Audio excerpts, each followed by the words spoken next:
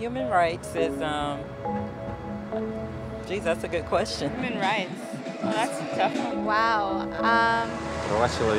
I don't even know how to give that a definition. I would probably have to do a little bit of homework or something. Any right that I think just as a normal, human, The rights that humans have.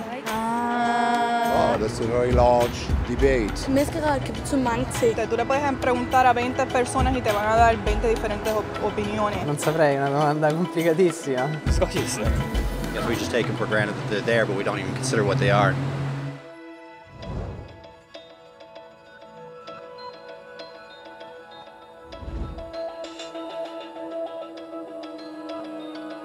Human rights are the rights you have simply because you're human.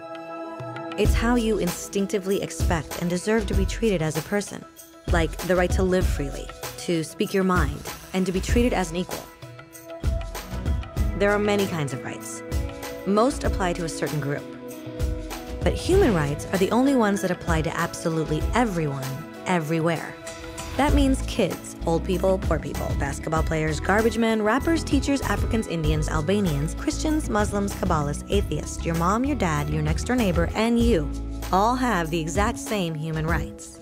In other words, they're universal. But the question remains, what are they? Name the human rights? What the human rights are? The right to live. Equality between all peoples. Right to religion, the right to... Is there supposed to be a list somewhere I should be aware of? According to the United Nations, there are a total of 30 human rights, which are usually lumped together and called simply human rights. They're all listed out in the Universal Declaration of Human Rights, which is the world's most widely accepted document on the subject. But it was a long time in coming. At first, there were no human rights. If you were in with the right crowd, you were safe. If you weren't, well, you weren't. But then a guy named Cyrus the Great decided to change all that. After conquering Babylon, he did something completely revolutionary. He announced that all slaves were free to go. He also said people had the freedom to choose their religion, no matter what crowd they were a part of. They documented his words on a clay tablet known as the Cyrus Cylinder. And just like that, human rights were born. The idea spread quickly to Greece, to India, and eventually to Rome. They noticed that people naturally followed certain laws, even if they weren't told to. They called this natural law, but it kept getting trampled on by those in power. Not until 1,000 years later in England did they finally get a king to agree that no one can overrule the rights of the people, not even a king. People's rights were finally recognized, and they were now safe from those in power. Kind of. It still took a bunch of British rebels declaring their independence before the king got the point that all men are created equal. Which isn't to say he liked the idea, but he couldn't stop them, and America was born. The French immediately followed with their own revolution for their own rights. Their list was even longer, and they insisted that these rights weren't just made up. They were natural. The Roman concept of natural law had become natural rights. Unfortunately, not everyone was so thrilled. In France, a general named Napoleon decided to overthrow the new French democracy and crown himself emperor of the world.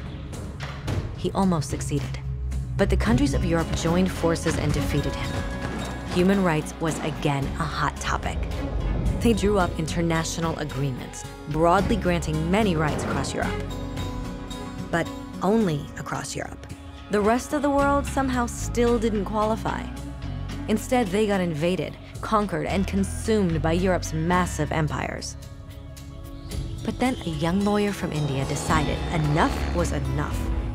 His name was Mahatma Gandhi, and in the face of violence, he insisted that all people of Earth had rights, not just in Europe. Eventually, even Europeans started to agree. But it wasn't going to be that easy. 2 world wars erupted. Hitler exterminated half the Jewish population of Earth in horrifying Nazi death camps. And all told, 90 million people died. Never had human rights been so terrifyingly close to extinction. and never had the world been more desperate for change. So the countries of Earth banded together and formed the United Nations. Their basic purpose was to reaffirm faith in fundamental human rights, in the dignity and worth of the human person. But what were human rights? Were they the proclamations of Cyrus, the natural laws of Rome, the declarations of France? Everyone seemed to have a slightly different idea of what human rights should be. But under the supervision of Eleanor Roosevelt, they finally agreed on a set of rights that applied to absolutely everyone. The Universal Declaration of Human Rights. The French concept of natural rights had finally become human rights. So in summary, at first, only a few lucky people had any rights, until one of those guys decided, hey, other people should have some rights too, which was great, except not everyone agreed. And it only took a few thousand years of fighting and declarations and more fighting until everyone finally agreed that human rights should apply to everyone. And they all lived happily ever after. Except for one little problem. If people have the right to food and shelter, why are 16,000 children dying of starvation every day? 1 every 5 seconds. If people have freedom of speech, why are thousands in prison for speaking their minds?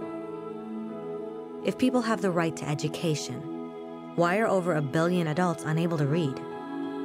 If slavery has truly been abolished, why are 27 million people still enslaved today? More than twice as many as in 1800. The fact is, when it was signed, the Universal Declaration of Human Rights did not have the force of law. It was optional. And despite many more documents, conventions, treaties, and laws, it's still little more than words on a page.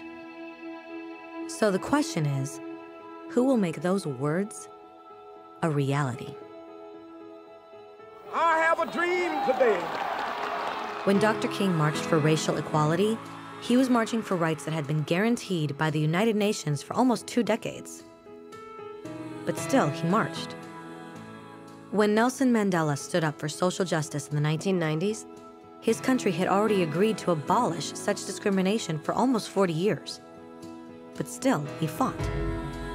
Those who fight today against torture, poverty, and discrimination are not giants or superheroes. They're people. Kids, mothers, fathers, teachers. Free-thinking individuals who refuse to be silent.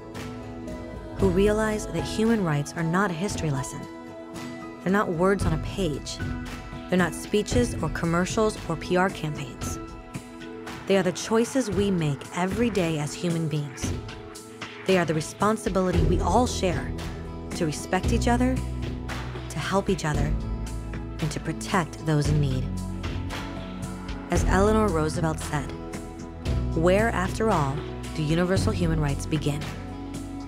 In small places close to home. So close and so small that they cannot be seen on any maps of the world. Yet they are the world of the individual person, the neighborhood he lives in, the school or college he attends, the factory, farm, or office where he works. Such are the places where every man, woman, and child seeks equal justice, equal opportunity, equal dignity without discrimination. Unless these rights have meaning there, they have little meaning anywhere.